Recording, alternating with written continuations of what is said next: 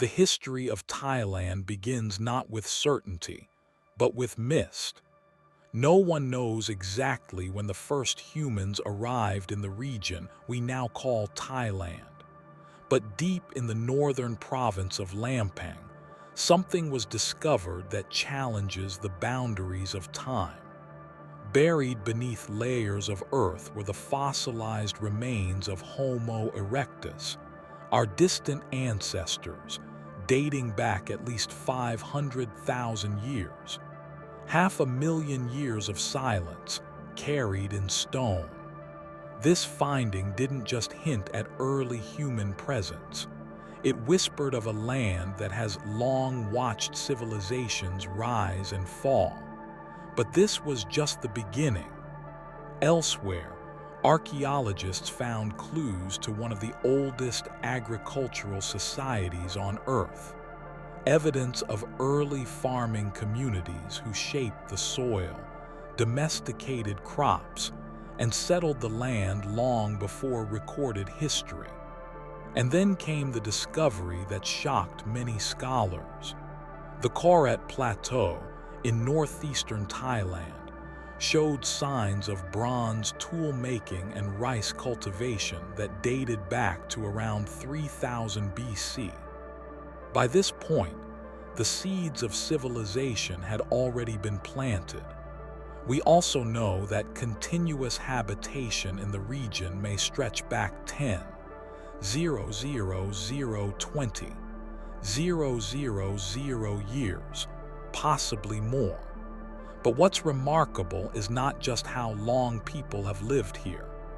It's how many different civilizations have passed through and how their legacies still echo today. The Mon people, the Khmer Empire, the migrating Thai from southern China, all of them would leave their imprint on the soul of the land. And eventually, from these fragments of the past, a people would rise who called themselves Thai, meaning free. They would build kingdoms. They would face invaders. They would trade with empires and defy colonizers. And somehow, against all odds, they would remain. This is not just the story of a nation. It is the story of resilience carved into stone, passed through blood, and whispered in every temple and river across the land. This is the story of Thailand, and it begins in the fog of time. By 3000 BC, the Korat Plateau had already become home to skilled farmers and bronze workers. Archaeologists found tools, pottery, and rice husks, signs of a settled and advanced society. These people weren't just surviving. They were thriving, shaping metal, farming the land, and trading across great distances. As time passed, powerful kingdoms began to rise. The Mon brought writing and religion. The Khmer built temples and cities that reached into Thai territory. Their cultures shaped everything from architecture to beliefs. Thailand was not born in isolation. It was forged in the fire of influence, Khmer strength, Mon wisdom, and ancient roots deep in the soil. The Thai people would soon arrive, but they were not the first to leave a mark on this land. By the 7th century, the Thai people from southern China began migrating south. They crossed rivers and mountains, settling across mainland Southeast Asia. Many came under the Khmer Empire's rule, but not for long. In 1238, a Thai chieftain named Sri Intraditya declared independence from the Khmers. He founded the Sukhothai kingdom, the first true Thai state. The word Thai means free, and that name was no accident. It marked the birth of a people determined to rule themselves. Sukhothai quickly expanded its reach. Its kings ruled with fairness and built diplomatic ties, even with the Yuan dynasty in China. But power doesn't last forever. Over time, its vassal states broke away. And in 1378, the rising Ayutthaya kingdom forced Sukhothai to submit.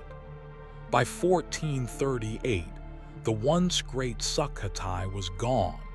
Its legacy would live on, but under a new banner. Founded in 1350, Ayutthaya became the dominant force in the region. Unlike others, it ruled through self-governing provinces led by royal family members loyal to the king. The monarch held absolute power, steering politics, trade, and war. Ayutthaya surpassed its predecessors. It defeated the Khmer, then looked outward. In 1511, it welcomed Portuguese traders. By the late 1500s, it had ties with the Dutch, British, French, and Japanese. Ayutthaya was no longer just a kingdom. It had become a regional empire. Ayutthaya thrived in global trade. Portugal signed a treaty in 1516. The Dutch followed in 1592.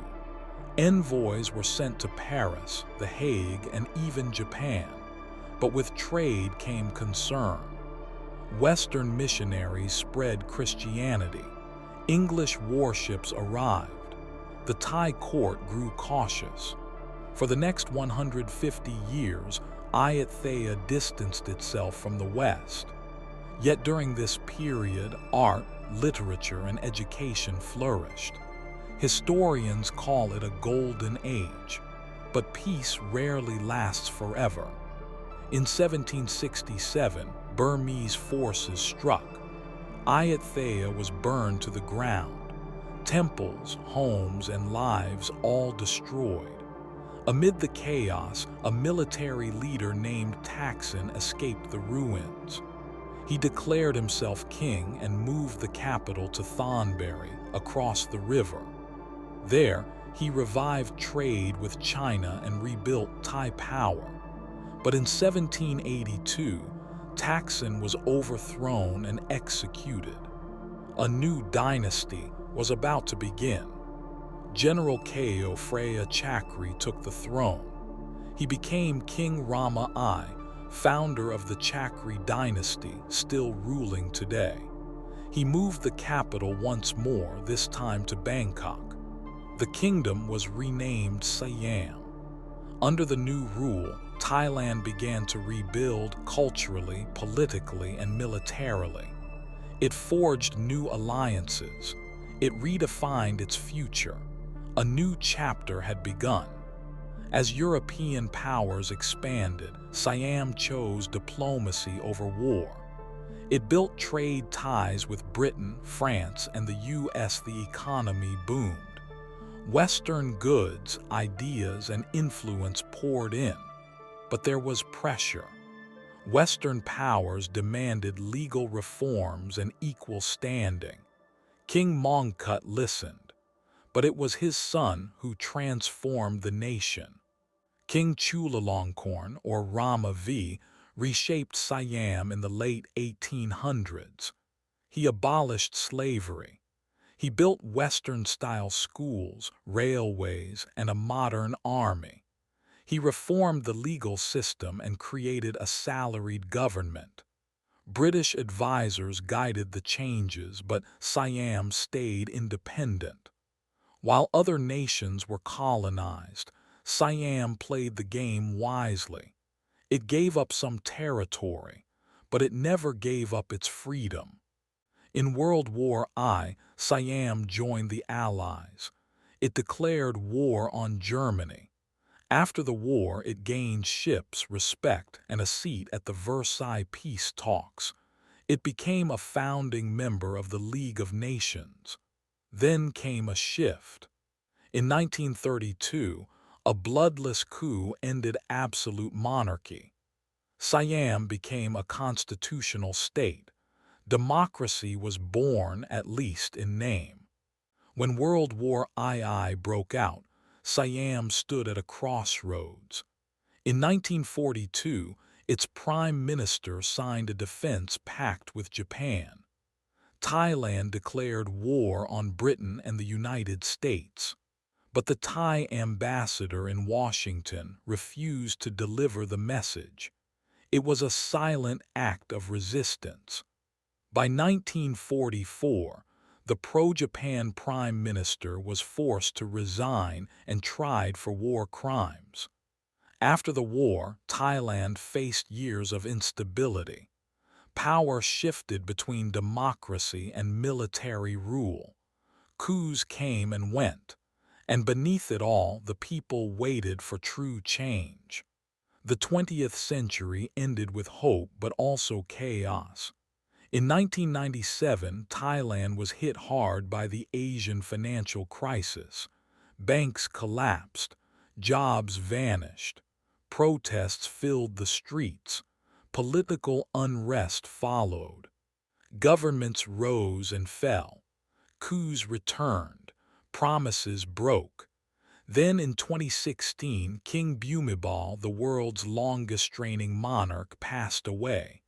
His son, Vajiralongkorn, took the throne. In 2017, a new constitution was signed. Its goal was clear: restore democracy and bring stability. But questions remain. Will Thailand finally find balance? Or is the struggle between tradition and change still far from over?